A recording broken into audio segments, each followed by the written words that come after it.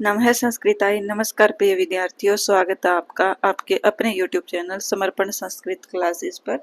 I hope आप सभी की जो पढ़ाई है वो बिल्कुल अच्छे से चल रही होगी और प्रैक्टिस भी आपकी बहुत अच्छे से हो रही होगी। बहुत अच्छे अच्छे मैंने क्वेश्चन आपके लिए इकट्ठे किए हैं जिससे आपके सारे के सारे डाउट क्लियर हो जाए। तो यहाँ पर आप देख पा रहे होंगे आज की हमारी जो प्रैक्टिस सीरीज है उसकी जो संख्या है वो कितनी है। आज हमारी प्रैक्टिस सीरीज की क्लास है 8। कितने नंबर की क्लास है? 8 नंबर की क्लास है प्रैक्टिस सीरीज की। इससे पहले हमारी 7 क्लास हो चुकी है। अगर आप चैनल पर नए हैं, आपने वो क्लास नहीं देखी है तो प्लेलिस्ट बना रखी है, आप देख सकते हैं। इस वीडियो के डिस्क्रिप्शन में आपको लिंक मिल जाएगा। और मैंने 2018 से लेकर के 2023 तक के जितने भी संस्कृत के पीवाईक्यू है, चाहे वो टीजीटी के हो या फिर पीजीटी के हो, कंप्लीट आपको करवा रखा है और बिल्कुल अच्छे सॉल्यूशन से आपको वो करवा रखा है।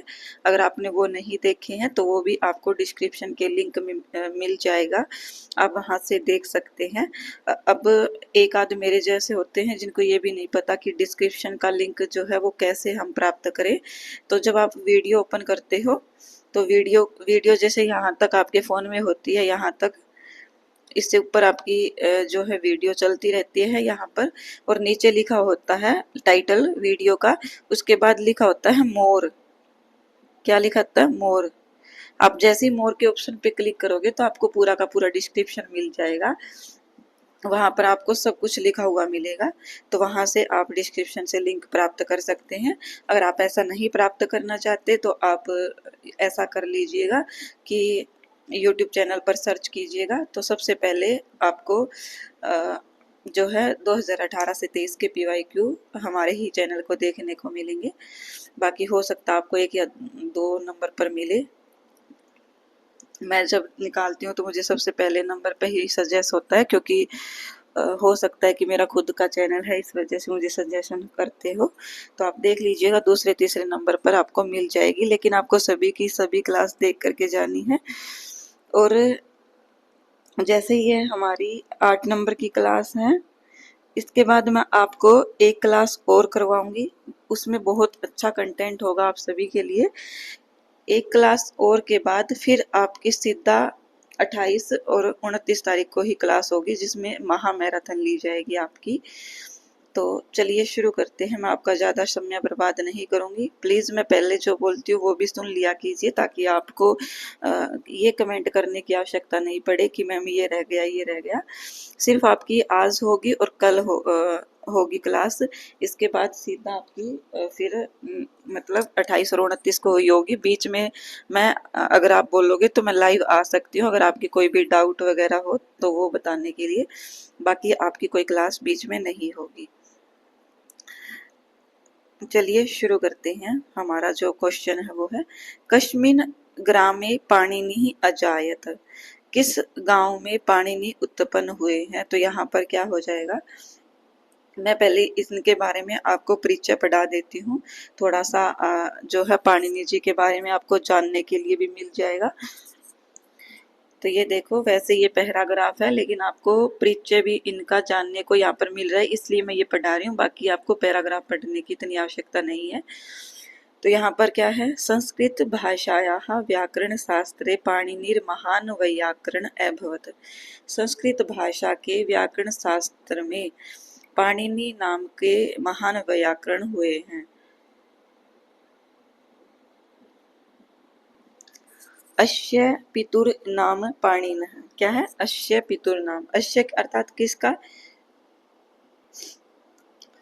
पाणिनि जी के जो पिता का नाम है वो क्या है? पणिन है। मातुश्च नाम, माता का नाम क्या है? दाक्षी। याद रखना, पाणिनि के पिता का नाम पणिन है। पणिन से उत्पन्न हुए हैं, पणिन के पुत्र हैं, इसीलिए इनको पाणिनि नाम से जाना जाता है। माता का नाम क्या है? दाक्षी है। तस्माद एव, तस्माद एव अर्थात इसीलिए इनको दाक्षी पुत्र पाणिनि कहा जाता है। ठीक है, ध्यान रखिएगा। छंद शास्त्रस्य रचयिता पिंगलः पाणिनि अनुजः आसीत्। देखो यहाँ पर एक क्वेश्चन आपका एक और क्लियर हो रहा है कि छंद शास्त्र के रचयिता कौन है, तो वो है पिंगला। कौन है? पिंगल आचार्य। तो वो पिंगल आचार्य कौन है? वो है पाणिनि के छोटे भाई। अनुज लिखा है तो छोटे भाई, अग्रज होता तो बड़ा भाई होता। तो यहाँ पर छंद शास्त्र के रचयिता पिंगल है, वो कौन है? पाणिनि के छोटे भाई है। अतः छंद शास्त्रम पिंगल शास्त्रम इति उच्यते, इसलिए छंद शास्त्र को पिंगल शास्त्र भी कहते हैं। क्यों कहते हैं? क्योंकि पिंगल जी ने इनकी रचना की है। उसके बाद पाणिनि का जो समय है वो कब है, तो वो है 500 वर्ष पूर्वम, अर्थात 500 ईसा पूर्व इनका जन्म हुआ। ये भी ध्यान रखिएगा, पूछा जा सकता है प्रश्न आपसे। तस्य जन्म शलातुर ग्रामे अभवत, उनका जन्म कहाँ पर हुआ? शलातुर गांव में हुआ। तस्माद, इसलिए अयम यह शालातुर यह अपि उच्यते, इसको इसलिए इसको क्या कहा जाता है? शालातुर्य भी कहा जाता है। शालातुर ग्रामस्य एव नाम संप्रति लाहौर इति जातम, अभी जो शालातुर ग्राम है उसका नाम क्या है? लाहौर। क्या है? लाहौर वर्तमान में। ये आपसे नहीं पूछा जाएगा, लेकिन ऊपर का जो भी परिचय है वो पाणिनि जी के बारे में है, वो आपको ध्यान रखना है। फिर है कि कस्मिन ग्राम में पाणिनि अजायत, अर्थात किस गांव में पाणिनि का जन्म हुआ। तो अभी हमने पढ़ा किस गांव में हुआ। ऑप्शन नंबर कौन सा सही हो जाएगा इसका? ऑप्शन नंबर सी सही हो जाएगा, शलातुर। ये शालापुर है इसलिए नहीं होगा, कहीं आप इसको शालातुर पढ़ रहे हो, शालातुर नहीं है ये, शालापुर लिखा है इसलिए ये गलत है। और ये तो ठीक है, ये मैंने वैसे ही काट दिया। इसके बाद शिवपुर भी नहीं होगा, तो ये शालातुर होगा। आपको वैसे भी पता होगा पाणिनि का जन्म कहाँ हुआ, इनके माता पिता का नाम वगैरह। पाणिनेर मातु नाम किम, तो पाणिनि के माता का नाम क्या है? तो पाणिनि के माता का नाम है दाक्षी। क्या है? दाक्षी। दाक्षी पुत्र भी इनको कहा जाता है, किनको? पाणिनि जी को। फिर नेक्स्ट क्वेश्चन आता है हमारा, पाणिनि ने कब जन्म लिया? तो वो कब हो जाएगा? अभी हमने पढ़ा कब लिया? 500 ईसा पूर्व, 500 ईस्वी पूर्व या ईसा पूर्व कह लीजिए। तो यहाँ पर ये 200 ईसा पूर्व नहीं नहीं नहीं, ये 50 ईसा पूर्व है, तो ये भी गलत है। 300 ईसा पूर्व, ये भी गलत है। तो इसका ऑप्शन नंबर 5 सही हो जाएगा। उप्रेक्तेषु किंचन अपि नास्ति, मतलब इनमें से कोई भी ठीक नहीं है। अगर यहाँ पर 50 के साथ एक जीरो और लगा देते तो क्या हो जाता, फिर हम इसको ही टिक कर देते, लेकिन ये नहीं होगा क्योंकि ये 50 लिखा है। इसके बाद पाणिनि ही कस्य शास्त्रस्य ज्ञाता आसीत, तो ये हम आजकल बच्चा बच्चा जानता है कि पाणिनि किस शास्त्र के ज्ञाता थे। तो ये थे हमारे व्याकरण शास्त्र के। किसके? व्याकरण शास्त्र के। और छंद शास्त्र के कौन थे? पिंगल शास्त्र, सॉरी पिंगल जी। ये पिंगल शास्त्र और ये कौन है? दोनों ये पिंगल आचार्य के ग्रंथ है। मीन्स कि इनका नाम अलग अलग है, ग्रंथ एक ही है। पिंगल शास्त्र और छंद शास्त्र ये दोनों एक ही ग्रंथ है, लेकिन नाम अलग अलग है। यहाँ पर हमें पाणिनि किसके ज्ञाता है ये पूछे गए थे, तो यहाँ पर ऑप्शन नंबर बी सही हो जाएगा। फिर है छंद शास्त्र से रचनाकार है कै आसित, तो छंद शास्त्र की रचना अभी मैंने बताया आचार्य पिंगल है, और यही सेम क्वेश्चन स्टेट में आया था, इसलिए ध्यान रखिएगा, मोस्ट इम्पोर्टेंट है। क्या है? आचार्य पिंगल है छंद शास्त्र के रचयिता।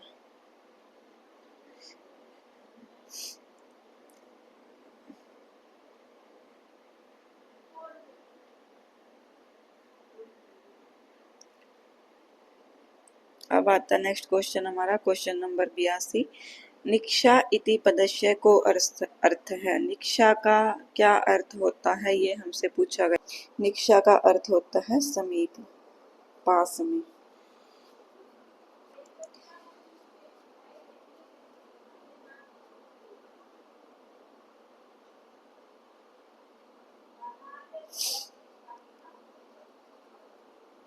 ये सभी पैराग्राफ से पूछा गया था, इसलिए आपके लिए इम्पोर्टेंट नहीं है, तो ये मत सोचिएगा कि मैम आपने करवाया नहीं है। ये भी नहीं काम का आपका।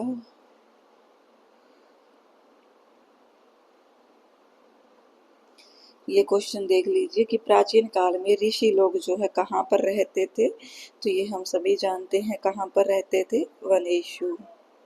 कहाँ पर? वनेषु, वन में रहते थे ऋषि लोग जो है।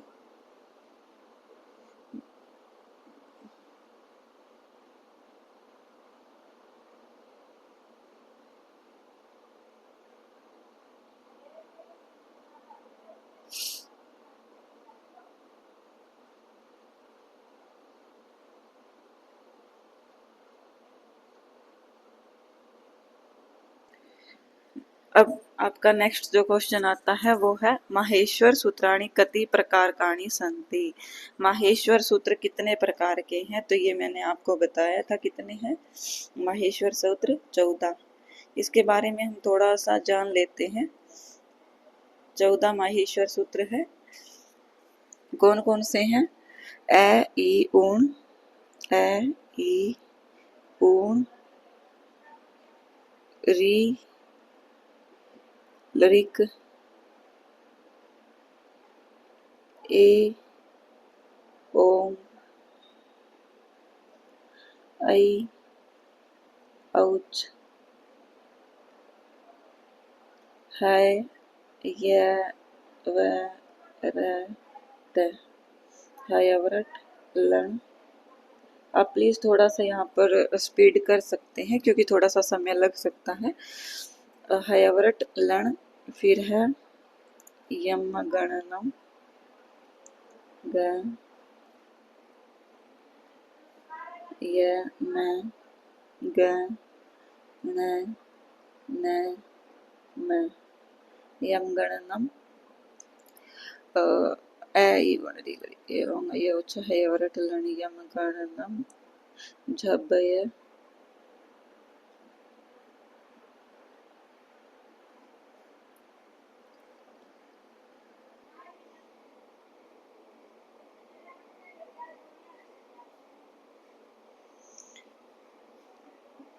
ग ढ द श, जबगड़दश, ज ब गड़दश, जबगड़दश, द द श, ख फ, छ ठ थ, च ट त और व। फिर नेक्स्ट आएगा क प य श श स र, और फिर आएगा हमारा है लास्ट का। ये श श स र जो मैंने लिखा है इसका भी क्रम आपसे पूछा जा सकता है, और एक आपको क्रम याद रखना है य व र ल का, ये भी आपसे पूछा जा सकता है। मोस्ट इम्पोर्टेंट है।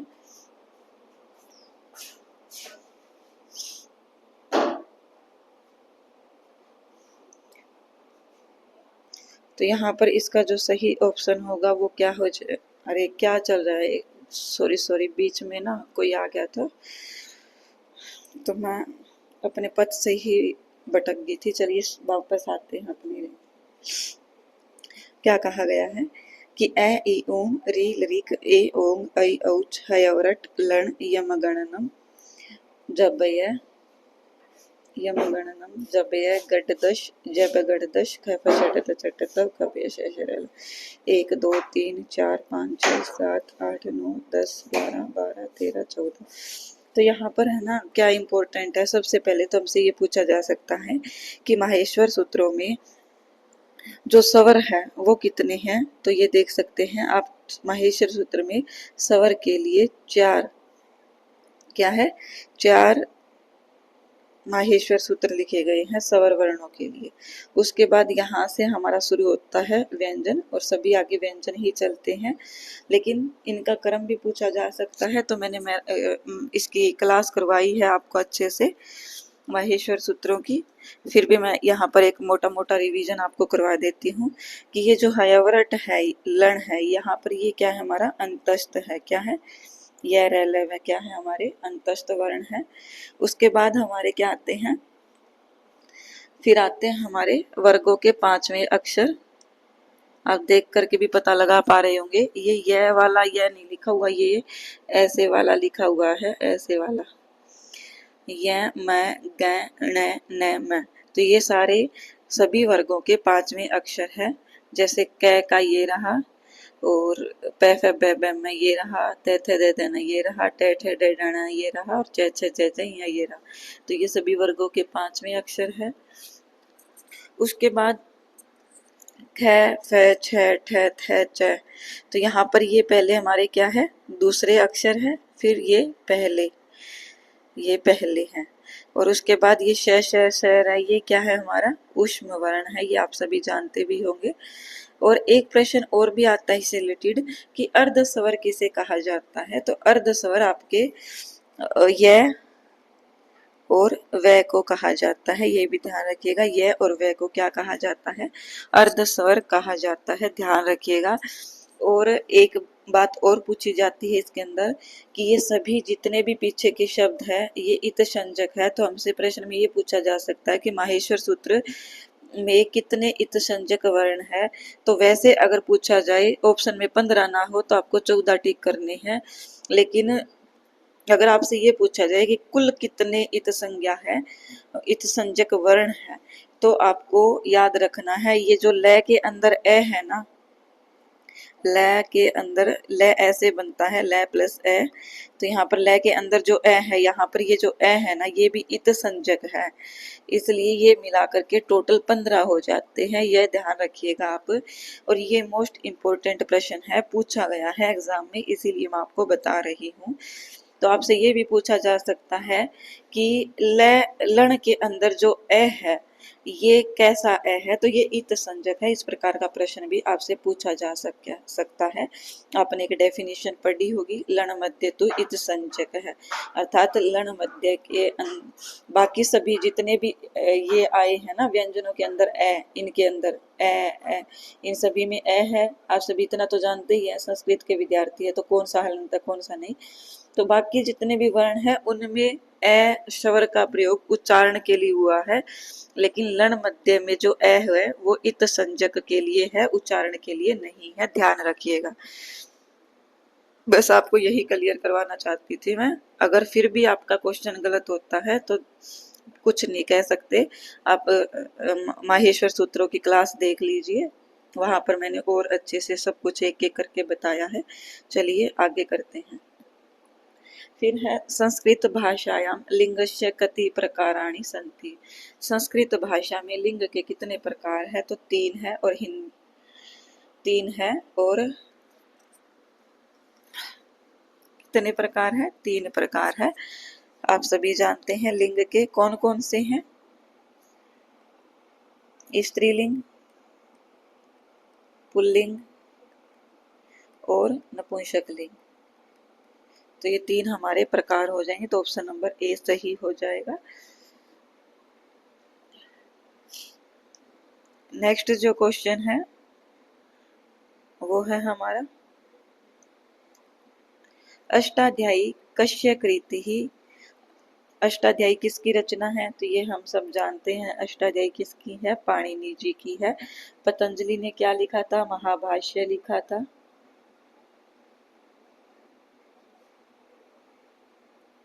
क्या लिखा था, महाभाष्य। और वररुचि कात्यायन का एक अन्य नाम है वररुचि, जो कि मोस्ट इम्पोर्टेंट है, बहुत बार एग्जाम में रिपीट हुआ है कि वररुचि किसका अन्य नाम है, तो ये कात्यायन का है। और पतंजलि ने महाभाष्य लिखा, और कात्यायन वैसे वार्तिककार भी कहलाते हैं। क्या कहलाते हैं, वार्तिककार। मैं बोल रही हूँ वही सुन लीजिए, कभी कभी लिखने में थोड़ा सा मिस्टेक हो जाती है इसके अंदर पेन से। वार्तिककार है ये कात्यायन। और प्लीज़ आप क्लास को शेयर ज़रूर कर दिया कीजिए अपने दोस्तों में। आप क्लास को शेयर नहीं करते हो, नहीं तो जब इतनी एग्ज़ाम की टाइम ऊपर आ चुकी है और व्यूज़ आते हैं बिल्कुल नाम मात्र के, तो प्लीज़ आप क्लास को शेयर ज़रूर कर देना। चलिए फिर आगे क्वेश्चन नंबर 105, संयुक्त स्वरस्य कति प्रकाराणि सन, मतलब कि कितने प्रकार है संयुक्त स्वर के। अब संयुक्त स्वर के यही प्रकार है ए ओ आई औ, तो कितने हो जाएंगे टोटल 4। अगर संख्या में पूछे जाते तो 4 यहाँ पर दे रखे हैं तो ये 4 है ए ओ आई औ। तो ये किस कैसे बनते हैं, संयुक्त स्वरों से मिलकर के, मतलब कि 2 स्वरों से मिलकर के ये बनते हैं। तो ये आपको मुझे कमेंट में बताना है, ये आपके लिए होमवर्क है, आज का होमवर्क है ये, कि ए ओ आई औ किस प्रकार से बनते हैं, ये आप मुझे कमेंट में बताओगे। नेक्स्ट क्वेश्चन है, संस्कृत भाषा में कति कारकाणि भवन्ति, संस्कृत भाषा में कितने कारक होते हैं, तो हम सभी जानते हैं कितने होते हैं, 6 कारक होते हैं। संबंध को और संबोधन को अलग से नहीं गिना गया है। संबंध में षष्ठी विभक्ति होती है लेकिन उसको कारक नहीं माना जाता, और संबोधन में प्रथमा ही विभक्ति होती है, इसलिए विभक्ति तो टोटल 7 होती है और कारक टोटल 6 होते हैं, ध्यान रखिएगा। फिर है नेक्स्ट क्वेश्चन, किम इति सर्वनाम शब्दस्य नपुंसकलिंगे द्वितीया विभक्तौ बहुवचने किम रूपम भवति। तो यहाँ पर क्या हो जाएगा, किम के कानि, किम के कानि। तो यहाँ पर सही ऑप्शन हो जाएगा ऑप्शन नंबर 3 सी सही ऑप्शन हो जाएगा क्वेश्चन नंबर 107 का। एकादशन इत्यस्य नपुंसकलिंगे प्रथमा विभक्तौ बहुवचनम किम रूपम भवति। तो यहाँ पर जो क्वेश्चन नंबर 108 है, इसका सही रूप क्या हो जाएगा, इसका जो सही ऑप्शन होगा वो क्या होगा, एकादशन नहीं होगा, यहाँ पर एकादश हो जाएगा। क्या हो जाएगा, एकादश। तो यहाँ पर ना तो ये सही है, ना ये सही है, ना ही ये सही है, ऑप्शन नंबर ई सही हो जाएगा यहाँ पर, उपयुक्तेषु किंचन अपि नास्ति। फिर नेक्स्ट क्वेश्चन जो हमारा आता है वो क्या है, सर्व प्लस ऐक्यम इत्यत्र का संधि भविष्यति। तो यहाँ पर संधि क्या हो जाएगी, यहाँ पर आप देख पा रहे होंगे कि सर्व ए प्लस ऐ है, तो यहाँ पर जो हमारी संधि होगी वो हो जाएगी वृद्धि संधि। कौन सी संधि हो जाएगी, वृद्धि संधि, सर्वैक्यम। ऑप्शन नंबर सी हमारा सही हो जाएगा। यद्यपि इत्यस्य संधि छेदो भविष्यति, यद्यपि इसमें संधि छेद होता है, तो यहाँ पर यदि धन अपि यद्यपि हो जाएगा हमारा। तो ऑप्शन नंबर क्या हो जाएगा, ऑप्शन नंबर सी सही हो जाएगा, यदि धन अपि यद्यपि।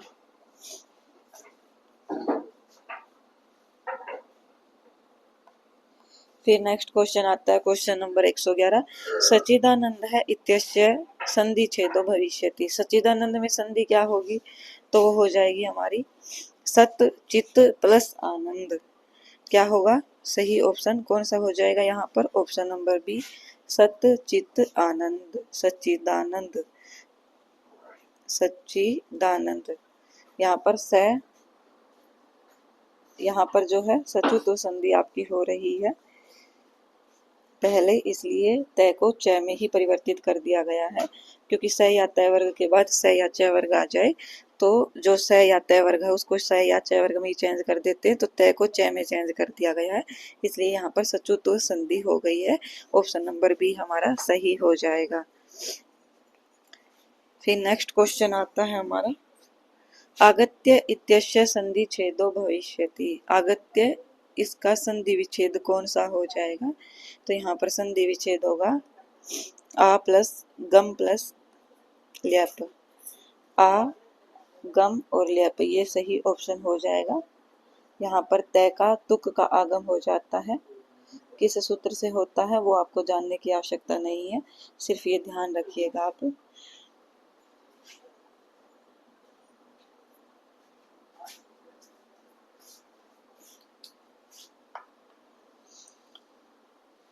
नेक्स्ट क्वेश्चन है क्वेश्चन नंबर 113, एतादृशः इत्यस्मिन् पदे किम उपपदम को धातु कह च प्रत्यय।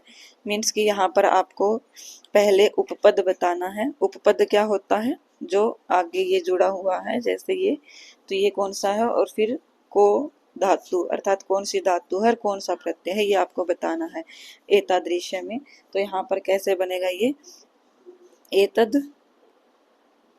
प्लस दृश्य प्लस कय, ये सही ऑप्शन होगा, ये कहीं पर भी नहीं है। यहाँ पर कया प्रत्यय दिया गया है तो एतद नहीं दिया गया, इसलिए ये तीनों ही गलत है। तो यहाँ पर ऑप्शन नंबर 5 ठीक होगा, उपयुक्तेषु किंचन अपि नास्ति। नेक्स्ट क्वेश्चन आता है हमारा, वह गांव में निर्धनों को अपने हाथों से दान दे रहा है। क्या है, वह गांव में अपने निर्धनों को अपने हाथों से दान दे रहा है। यहाँ पर हमें संस्कृत बनानी है इसकी, तो इसका जो सही ऑप्शन होगा वो क्या हो जाएगा, इसका जो सही ऑप्शन होगा, स ग्रामे निर्धनान स्वहस्तात् दानम ददाति, स ग्रामे निर्धनाय स्वहस्तात् दानम ददाति स्वहस्ताभ्याम।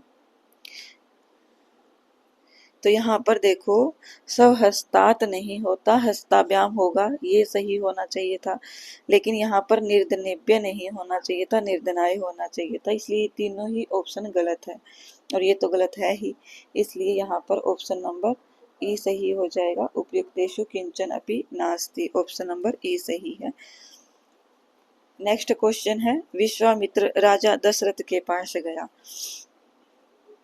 क्या है, विश्वामित्र राजा जो है दशरथ के पास गया, इसकी हमें संस्कृत में अनुवाद करना है। तो वो कैसे करेंगे, इसका जो सही ऑप्शन कौन सा है वो पहले हम देख लेते हैं। विश्वामित्र है राजस्य दशरथस्य समीपे, तो ये गलत हो जाएगा। राजस्य का जब षष्ठी बनाते हैं हम तो कभी भी राजस्य नहीं बनता, राजन शब्द का षष्ठी आप सभी जानते हैं क्या बनता है, राज्य है बनता है।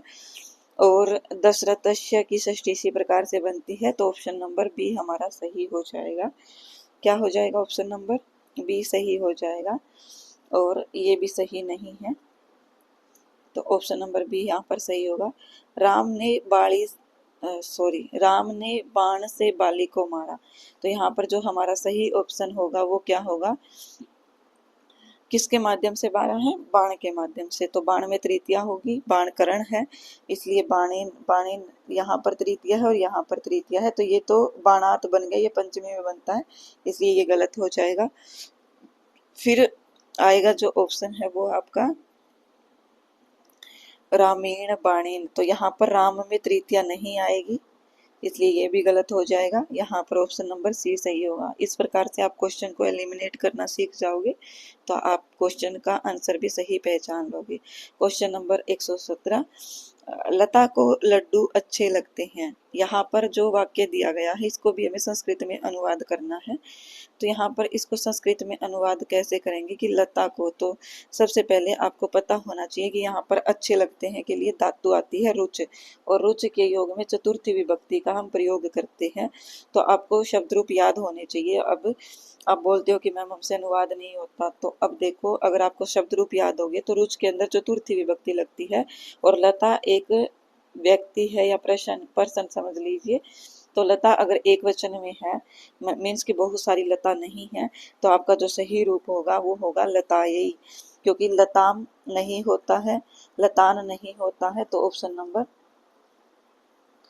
चतुर्थी लतायई मोदकः रोचन्ते, तो ऑप्शन नंबर ए हमारा सही हो जाएगा। फिर नेक्स्ट क्वेश्चन आता है, प्राणी मात्र का भला हो। क्या है नेक्स्ट क्वेश्चन, प्राणी मात्र का भला हो, अस्य वाक्यस्य संस्कृत भाषायां अनुवादो भविष्यति। इस वाक्य का संस्कृत भाषा में अनुवाद क्या होता है, तो सर्वे सन्तु निरामया। यहाँ पर क्वेश्चन नंबर 118 का यहाँ पर क्या हो जाएगा, प्राणी मात्राय भद्रम भूयात। ऑप्शन नंबर हमारा क्या सही हो जाएगा, ए नंबर ऑप्शन सही हो जाएगा, ऑप्शन नंबर ए हमारा सही हो जाएगा, ध्यान रखिएगा। फिर है क्वेश्चन नंबर 119, सब सैनिकों में वीरेंद्र शूरवीर है। यहाँ पर आप सभी ने मैंने पढ़ाया भी है कि निर्धारण करना है। तो सर्वेषु सैनिकेषु वीरेंद्र है शूरवीरतमो विद्यते, सभी सैनिकों में वीरेंद्र शूरवीर है, या फिर सर्वात सैनिकात वीरेंद्र है। तो ये आपको पता होना चाहिए कि जो हमारा सर्व रूप है, सर्व रूप जो है वो सर्वेषु बनेगा, सर्वेशाम बनेगा, तो क्या बनेगा और कौन सी विभक्ति यहाँ पर लगेगी। तो यहाँ पर जो है दोनों की दोनों होंगे, ए और सी। क्यों होंगे? क्योंकि निर्धारण अर्थ में षष्ठी और सप्तमी दोनों विभक्तियों का प्रयोग किया जाता है। तो सर्वेषु षष्ठी में सप्तमी में बनता है और सर्वेशाम षष्ठी में बनता है, इसलिए ए और सी दोनों ऑप्शन सही है। तो ऑप्शन नंबर डी हमारा सही हो जाएगा। उपयुक्तेषु एकस्माद् अधिक है। यहाँ से ही हम एनालिसिस कर सकते हैं इन ऑप्शन की। बाकी आपको इतना आगे अगर नहीं भी पता है तब भी आप जो है दिक्कत नहीं है आपको आगे जाने की। फिर है बालक है प्रातः काल विद्यालय को जाते हैं, बालक प्रातः काल विद्यालय को जाते हैं। इस वाक्य का संस्कृत भाषा में अनुवाद हमें करना है। तो क्या हो जाएगा यहाँ पर? देखो, सबसे पहले हमें ये पता होना चाहिए कि ये जो जाते हैं शब्द है ये बहुवचन में है। क्या है? जाते हैं। तो इट मीन्स कि ये जो बालक शब्द है ये बालक सिंगुलर नहीं है, प्लूरल है, बहुवचन है, आपको ध्यान होना चाहिए। तो बहुवचन के लिए सबसे पहले बालक नहीं बनेगा, तो यहाँ पर तीनों जगह ही बालका है। फिर है प्रातः काल, प्रातः काल यहाँ पर तीनों में सेम है, तो इसको भी आप छोड़ दीजिए। फिर विद्यालय को जाते हैं, तो यहाँ पर जो सही ऑप्शन होगा विद्यालय, विद्यालयम, विद्यालय।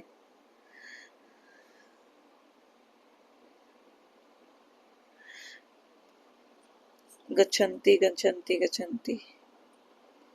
बालक है प्रातः काल विद्यालय गच्छन्ति। तो यहाँ पर इसका ऑप्शन मेरे ख्याल से बी सही होना चाहिए।